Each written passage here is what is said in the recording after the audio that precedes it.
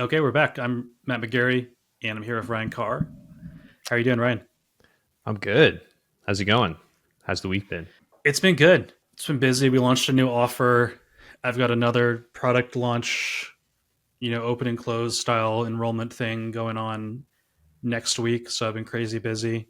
We'll talk about that in a minute, I'm sure. But I want to hear about what you're doing with your new newsletter, and you've hit some milestones. So let's get into that.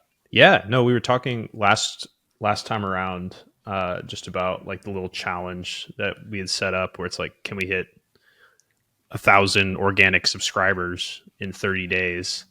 That LinkedIn strategy that we talked about, for those that didn't listen, it's just like comment to get strategy, basically just like teasing some content and asking folks to engage with the post to receive that content. That worked way better than I was expecting at first. Like I had tempered expectations, and I feel like a few of the posts kind of hit like a viral. I don't know. They went viral pretty quickly. It felt. And so yeah, we hit 1,000 subscribers in 19 days, which was pretty cool.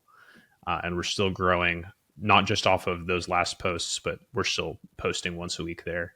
I feel like there are starting to become a little diminishing returns. I think I got to mix it up a little bit. I've just been leaning on that whole templated approach, like that comment to get strategy.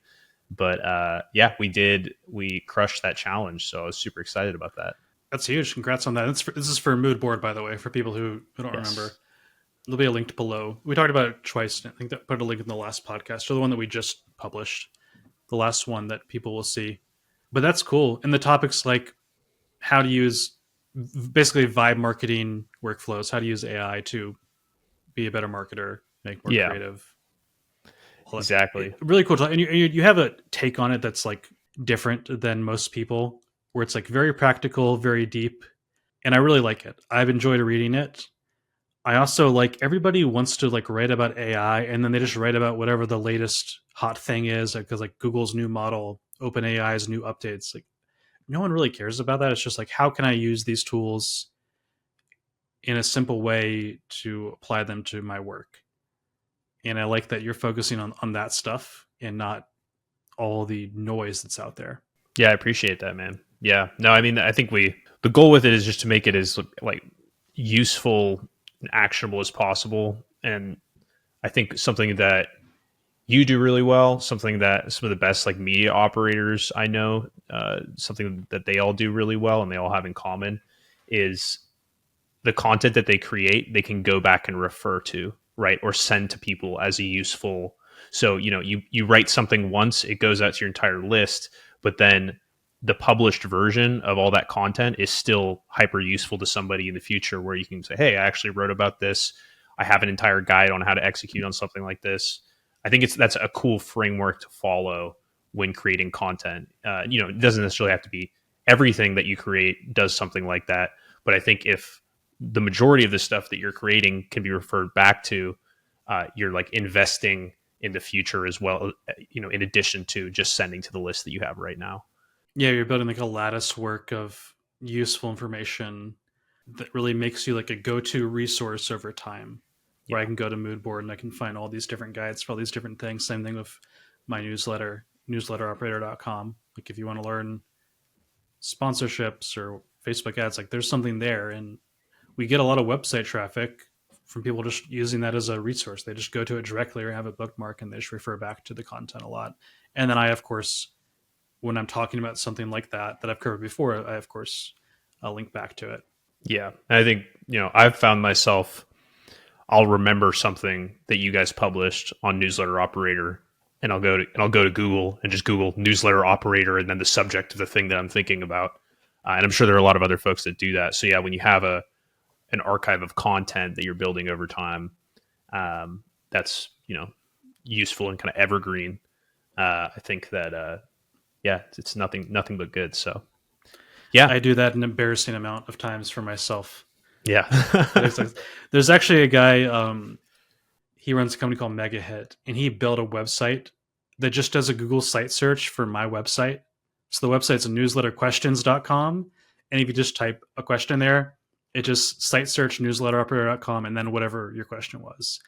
And I use that on a almost daily basis just to refer back to something I wrote. I love that.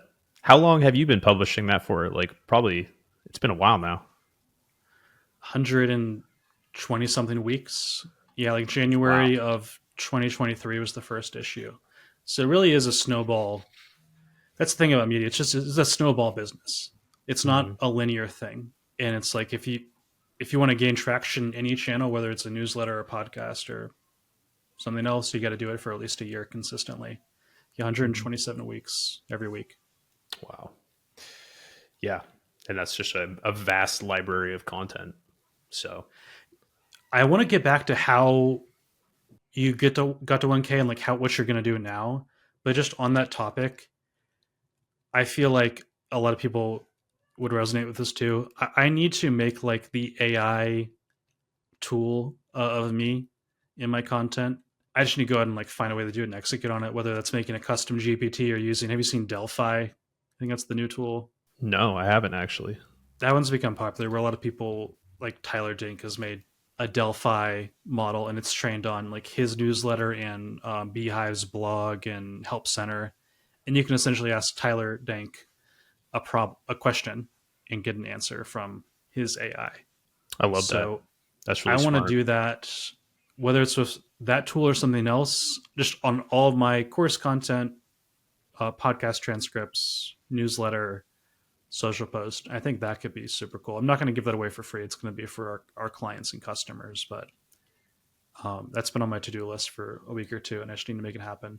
That's really smart. I like the idea of baking it into like a private community too. It's like, and you get access to just this AI that's trained on all of the content we've ever produced, and kind of gating that. Yeah, I don't want to toot my own horn, but I think if it's like set up right, I think it'll be really helpful for the people who are especially in our course who are building stuff because they're constantly referring back to material or like a transcript or a slide all the time. But if they can just ask that question directly and get the answer right away, I think that's going to make them way more successful, save them a lot of time. So that's also something that probably a year from now, every course or coaching program, something like that, is going to have one of these AI models kind of built in. Not that they're going to build it from scratch, they're going to use something else and have that as part of the membership or course. Yeah, it's it seems like it's going to. I mean, it just seems hyper useful. So and high leverage as well. So yeah, I'm excited to. I will definitely be a power user of the Matt McGarry Delphi.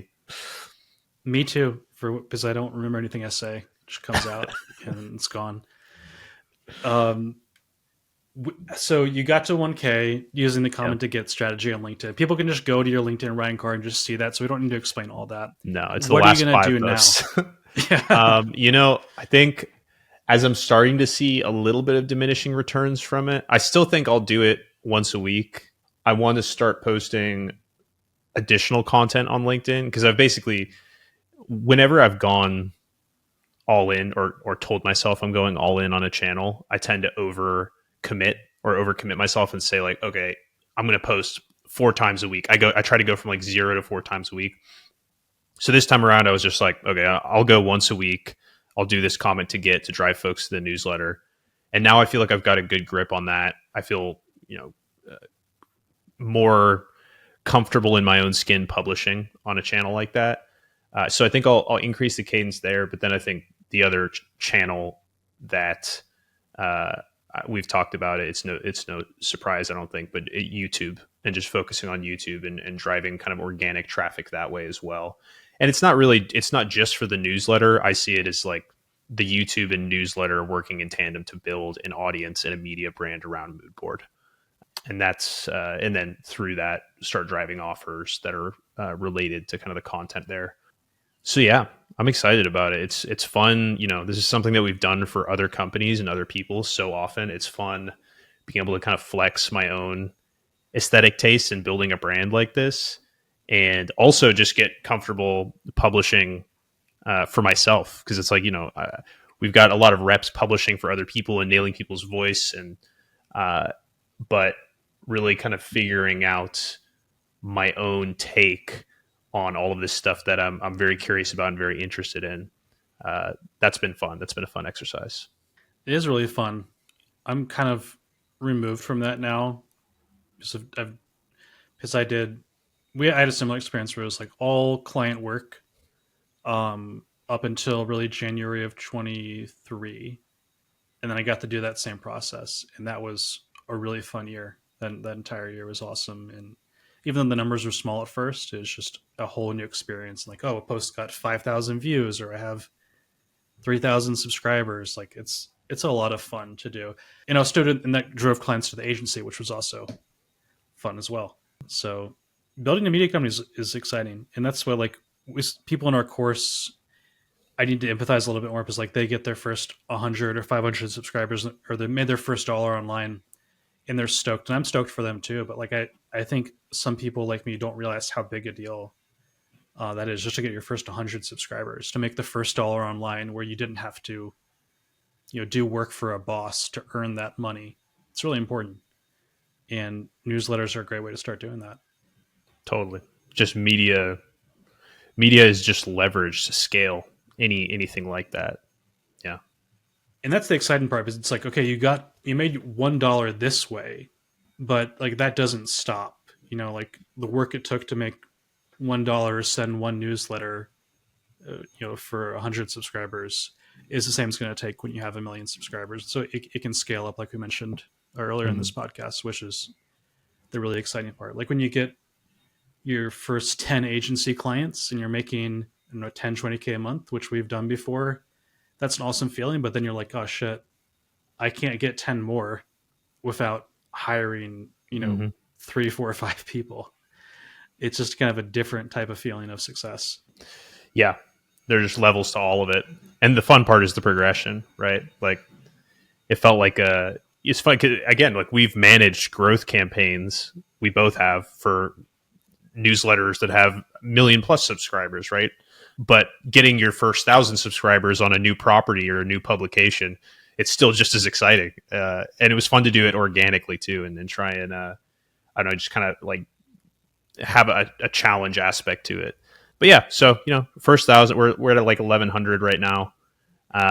So yeah, I will definitely keep you posted and keep the pod posted on how that continues to grow. I think I'm going to try and launch YouTube next week, so we'll see what me fumbling around with the camera, how that helps. But yeah, excited.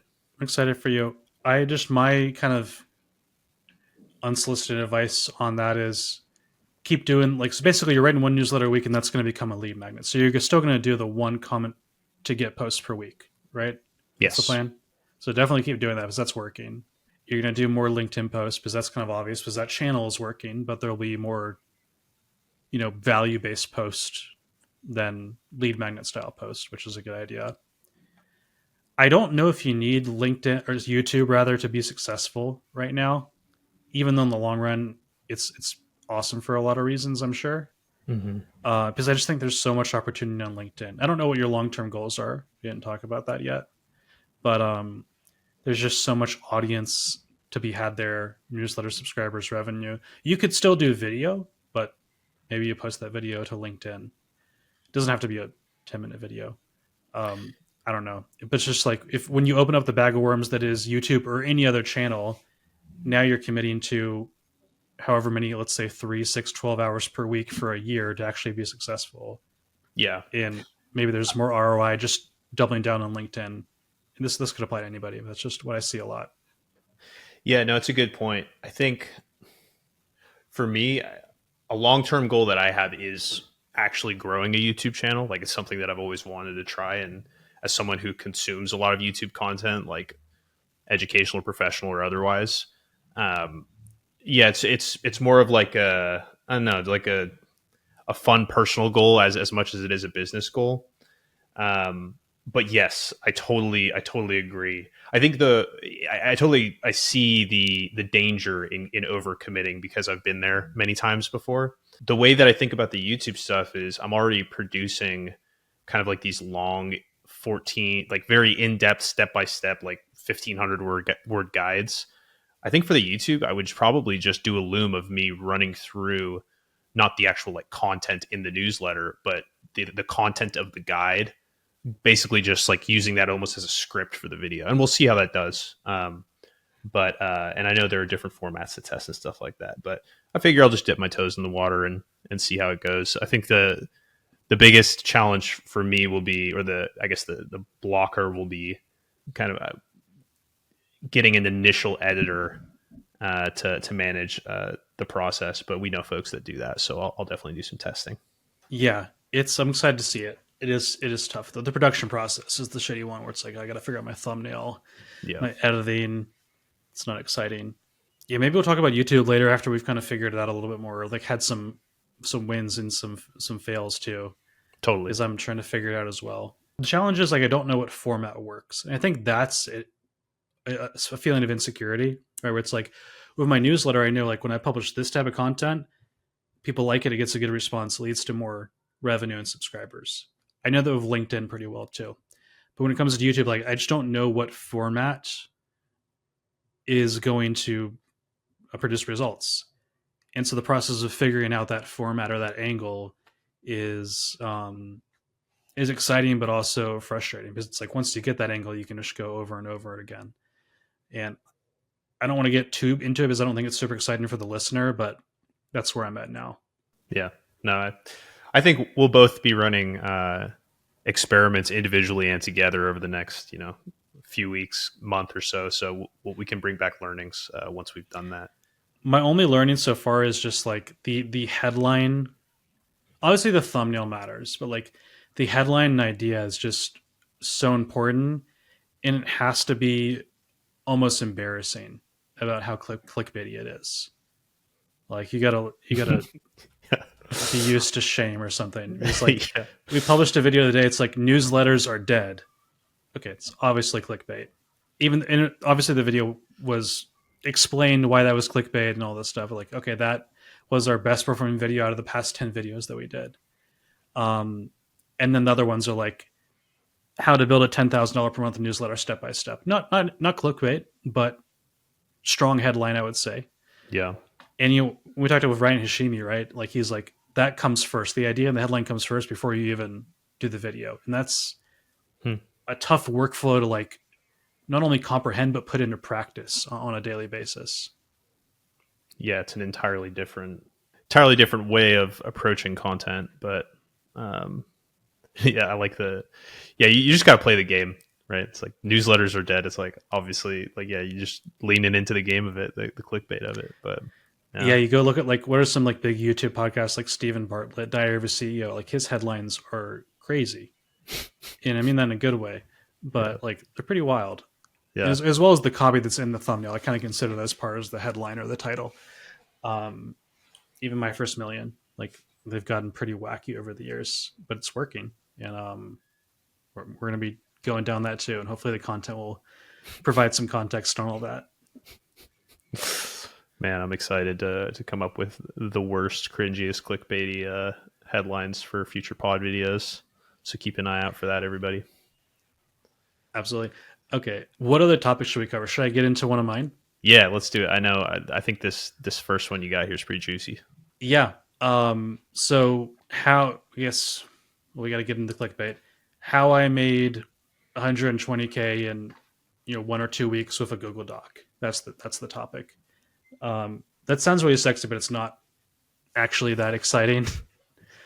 So I had a new offer in my business, like basically a new product slash service we wanted to put out there in the world and market to our email list and get customers for it. So this is I'm not going to explain what it is now because we haven't fully announced it, but let's just say it's like a high ticket product and it's very expensive. And so I was like, okay, how do I do this? Do I build a website and get a designer? Do I do a webinar or a workshop or run ads to it? Um, and I have over the years built up a massive swipe file of different marketing campaigns. And I had like a Frank Kern campaign from 2018 where he just like sent a letter as a PDF to his email list. And I was like, okay, that fits with the product that I'm marketing. So I'm just going to write a letter. I wrote it. We had our copywriter punched up a little bit. And at first, we sent that as a PDF, which wasn't a good idea for reasons we don't need to get into. But like people don't like to open PDFs. We put it into a Google Doc, and then we just sent it as a Google Doc to the list. Um, it's you want to guess how long this sales letter is or how long this Google Doc is? Like words? Either words or length. I don't know, like 1,000 words. I'm gonna take the under. I don't know. Oh, that's good. I like you taking the under. It's 26 pages. I think it's about 3,500 words. Dang. And so at the end of this, we basically asked people to apply. They jumped on a call for our team. My salesperson, sold them, and we've sold over 120K of this brand new product in about 2 weeks. And it could have happened faster. It's just because you have to do sales calls, and we only have one salesperson. Like they get booked, and they have other responsibilities, and so it kind of like took 2 weeks for him to do all the calls and close all that stuff. So brand new product or service that I've never marketed before. We did it this way, and we hit our capacity for now, and we brought in that revenue up front, which is great. We've done bigger campaigns in shorter periods of time, but I haven't done one in a Google Doc format, so I'm glad we tested this. That's awesome. So you had basically they had to book a call with a salesperson to close, essentially. Like, Yeah, was that basically. yeah.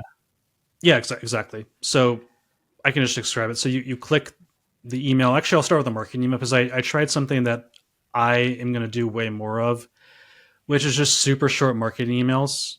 I'm talking like sentences. Because think about it. You're sending someone to a 3,000 word sales letter. Do you need a 300 word marketing email? No, you just need 2 sentences because they can read everything else on the sales letter. And most landing pages do a pretty good job of that. And so one marketing email was like, I'm trying to pull it up now, but it's like, hey, subject line, hey, would you like to work with me one-on-one to build your newsletter into a 100K plus per month media brand? Here's how. That's hyperlinked. And I just said, if this sounds interesting, hit reply and let me know. And then I got replies, and I was like, okay, here's the details in this Google Doc. And I sent it to the Google Doc, where people just clicked on the hyperlink and they went to the Google Doc. And so that got, like that email has like a 12% click through rate and got, let's say around 50 replies, maybe. It wasn't sent to our whole list. So emails like that. I basically sent 3 emails, different ways of sending people to the Google Doc. And I also told all my team, open this Google Doc and keep it open the entire day. So it looks like a lot of people are in it. That's another thing that is funny about Google Docs. Like I noticed that too. That's so funny. I didn't know that was that's so smart. I would we only have like maybe like 5 people on the team, or 5 or 10 that I messaged that to. I would honestly pay a little bit for a service. It's just like you send it to Google Doc and it will put 1,000 people in it and make it look super crowded. So you can just do this marketing more effectively, because it's what I was selling had limited seats. It had Yeah. a certain amount of seats. And so by showing a lot of people are interested in it, it creates more scarcity and urgency to actually sign up. So that's awesome. another reason why Google Docs actually have like a unique advantage compared to a web page in some ways. I like that. And you can also like you could make it dynamic too. This is just shooting an idea out there, but like if you wanted to drive extra urgency, you could have like a sentence at the end that says like, if this, if you're reading this part, there are still seats left. Or you could have like I actually did that. Oh, you did? Nice. Yeah. I've seen that like, done a couple times before. That's a really good point to bring up, because I totally forgot about that. Yeah, it's like, as of this time, there are 2 spots left, or 1 spot left. And you just keep updating that every couple of hours or however long.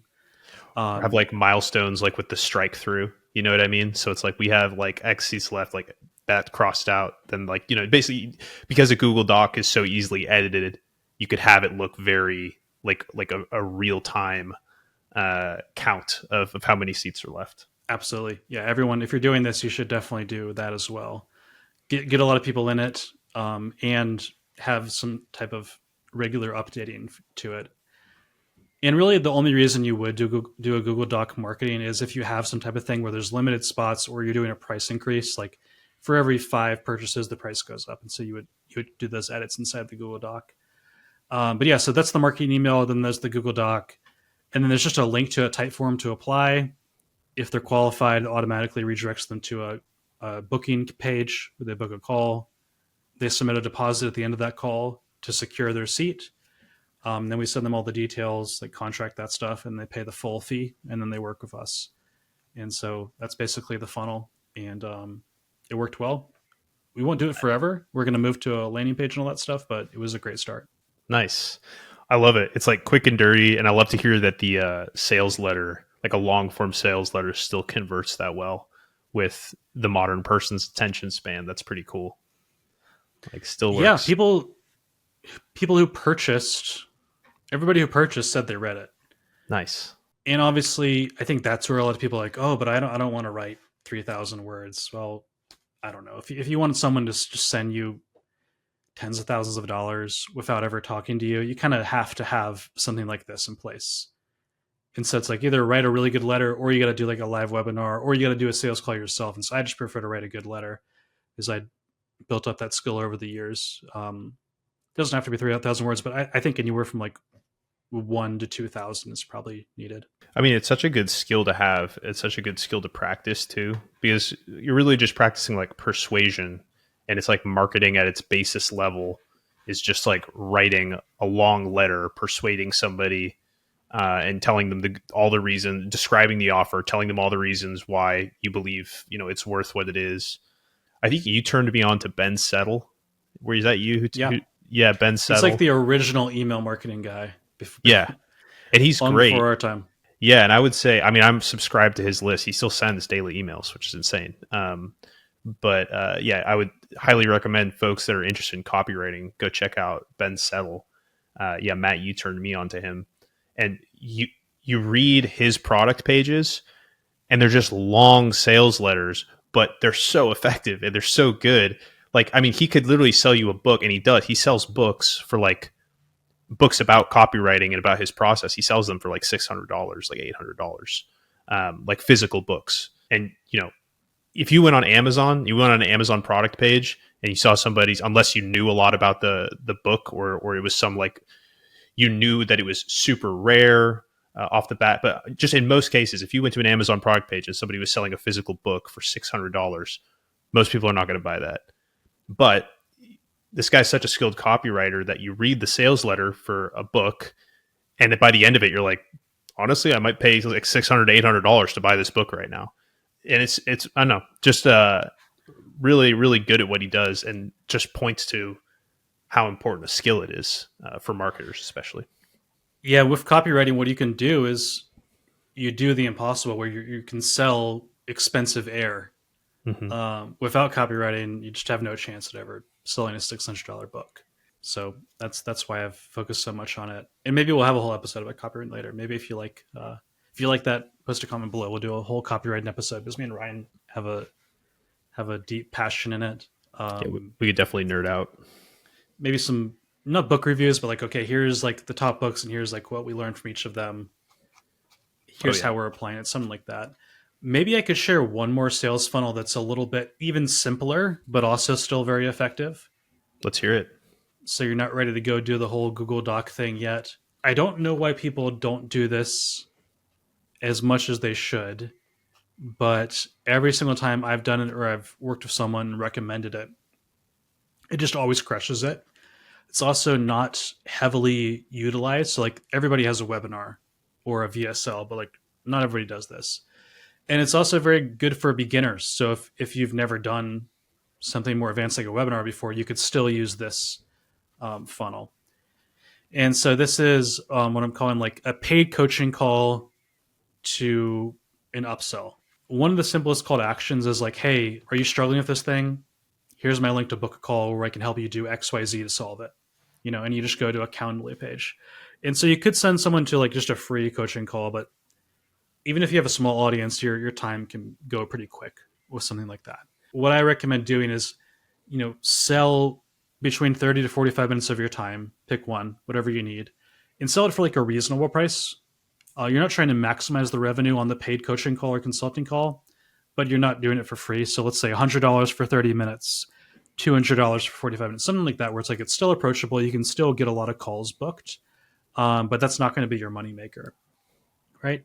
And then this is a funnel for someone who has something like an agency, a course, a coaching program, some type of product like that, high ticket offer, whatever it might be. So you, on the coaching call, you don't sell them, you just help them with whatever their problems are. You answer their questions.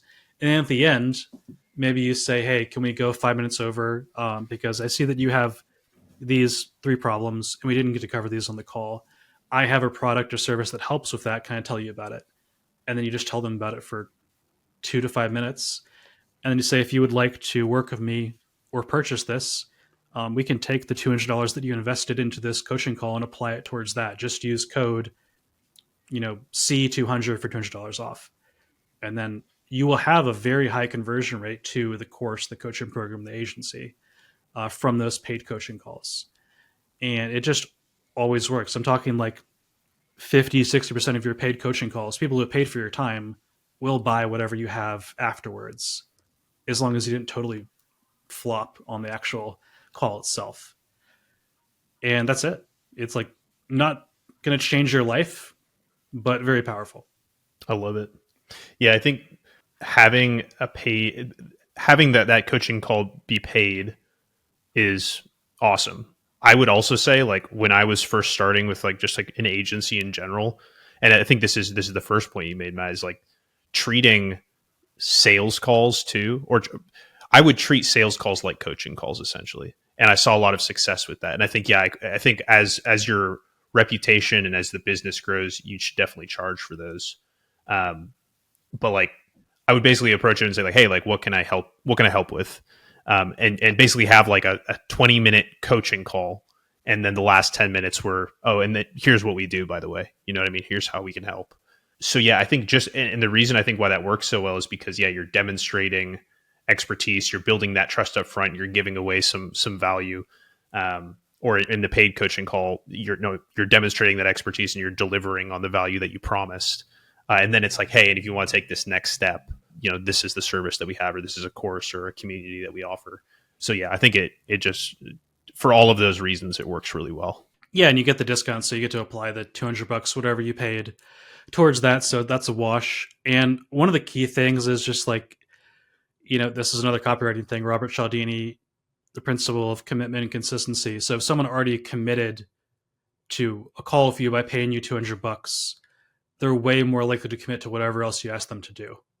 And so when you ask them to work with you on the next thing or purchase your product, because they've already pulled out their wallet once, even just for $100 or $200, the odds of them doing it again are 10, 100 times higher versus if they've never paid you anything before.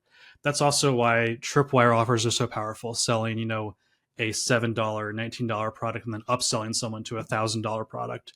You wouldn't think that works, but it actually does. And this is the same type of concept. Yeah, I love it. I think that's something that more people should try, especially if you have like an information offer or an agency offer, managed service offer that's aligned with your expertise. Give it a shot, see how it works. Even just like, it also works great for, a course that's $1,000 or $2,000 in that price range. Works very well for that. But also, like, so many people are like, oh, I don't have like a sales funnel that works. Well, it's like, here's one that you can do in 15 minutes that works.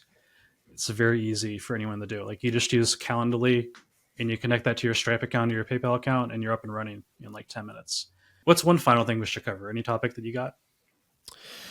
I have kind of like a tool recommendation that some folks might know about, some might not. But I was messing around. We've talked about obviously with Moodboard, talking about like vibe marketing. We've talked a little bit about like the whole concept of vibe coding. I think we talked about Cursor as being a tool that folks can use for that. Honestly, an even easier tool, something that I've been experimenting with, is Lovable. I don't know if we've talked about Lovable on the pod at all, but it's essentially just a very easy way to spin up web apps and landing pages. And something that I think our audience could really benefit from is trying it out for lead magnets, for like email lead magnets. So like, calculators, tools that basically, like, a calculator is kind of the easiest, I guess, example that I can think of. So say you're like a finance newsletter or something similar. You could basically create like a retirement calculator or an investment compound interest calculator in like literally like 5 minutes. It's literally just as simple as prompting it. It creates the page for you, and then you can publish it and get a live page up and running within probably like 5 or 6 minutes. Something that I was experimenting a lot with. It's great for sales too. So say you have like a sales page for a membership or a course or some sort of just paid offering. You can get that up and running again, like 5-10 minutes. It's really, really cool. Like, I don't know. Design sales page. Yes, yeah, and you can give it, say you give it screenshots of examples. You can give it color palettes. You basically give it more detailed instructions on how you want it to, negotiate space on the page. Or it's awesome. So I've been having a lot That's of fun great. with it. Could you, so it gives you like the Lovable link. I don't know. It's like yourpage.lovable.com. Can you host it on a custom domain? I believe you can. Yes, I believe you can. Let me just I'll double definitely do check that while we're with, looking. I'll make a tool if I can. For a tool, it's like it's fine if it's not lovable. I don't care. But obviously, if it's a sales page or web page, you want it on whatever your domain is, right? So And it yes, you sounds like can. it can. Cool. Yeah, you can. I'm looking at it right now. So yeah, pretty It's wild. crazy how that's just like a whole web dev design industry that could just be 80% gone in the next year or so, just with like something as simple as that. Is like, yeah, we've paid so many designers. Okay, one great landing page, it's $5,000, stuff like that. It takes a week. Yeah, dude, I'm telling you, like I've done this for a couple clients now, just because I really wanted to experiment with it. I'm like, hey, like the sales page could be better. Like, why don't we try and like experiment and create something new for you? And honestly, like the amount of time that you invest in it for the quality of the output and the fact that you can get it live, like you can have a live link that you can send to them, or send any potential customers or clients to in literally like 10 minutes. It's insane. So yeah, You know what's really that there's a lot of use cases for this, like selling your own product or service. That's an obvious one with a landing page. The lead magnets, that's a not obvious one, but really a smart one. We talked to a lot of newsletter publishers and media companies who are like they work with all these sponsors and advertisers, and they're like their landing pages suck, and like that's why the ad isn't working. Like we're actually generating a lot of high quality traffic, but the landing page isn't converting that traffic. They could just do this and have like the same prompt and just make it for every single advertiser they work with. They always make a custom landing page of Lovable, and they just put in wherever whatever their form is to their lead form or whatever, or a checkout page, whatever it might be. So it's like every single time, instead of having to like ask the advertiser to tweak their landing page or build a new one, you have a beautiful co-branded landing page for every single advertiser that you work with in 15 minutes. So it's yeah, like Matt's newsletter plus HubSpot, and like goes into everything that yeah, they have already, but just with this. and even send it over with the proposal, right? Like, I mean, because it takes so little time and it's as easy as just like putting in a prompt, and or you can build templates too. So you can have a templated, page. You can quickly change the color palette and the branding so that it matches your partner, the co-branding that you need. You could send that over with the proposal, and I bet you'd close so many more deals if you're just like, hey, we built this page, like we're ready to go. If you'd like to get up and running, like here's what our normal engagement looks like. Here's what normal sales look like. I mean, it's just yeah. I mean, that's just one example though. It is mind blowing how easy this kind of stuff is becoming, and how like just generalists, like if you're like a solopreneur or if you're just like a marketing generalist, it's like you can create something that, to your point, would have cost thousands of dollars or weeks of time so quickly now, where it's, I mean, it's almost a joke, like 15 minutes. That's crazy. That's insane. I need to we're like rebranding some things with like my newsletter and other stuff, maybe even this podcast. And I should just go and if the podcast will go together and maybe just try and create some logos and stuff. Not with Lovable because that's more code, but something else, and see what that looks like. Yeah. Um, I've already sent the stuff to a designer, but I'm curious to like, okay, what can I make and compare the two. Not that the AI stuff's going to be better right now. I don't know, but it'd be a fun practice to do. And I think what I'm struggling with, and I think with almost everybody is just like, how do I? The word's cliche now. Be AI native, where it's like whatever I'm doing, whatever task I'm doing, I'm writing a newsletter, marketing email, making a logo. Like, how do instead of me doing that with whatever tool I did before, Google Doc, Canva, whatever, do that with AI instead, and just like think essentially AI first, and manual process and team process second. That's where I'm struggling, and I think if I just build that habit of doing things like this, I'll be in a way better spot. Well, there is this newsletter that I'd heard that you could probably subscribe to learn about that kind of stuff. I don't know. What's it called?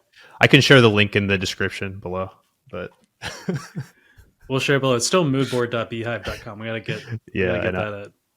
I got to get a nice custom domain for it, but yeah. Absolutely. Okay. Well, I'll check that out. I think that's a good place to wrap. Anything else we should cover?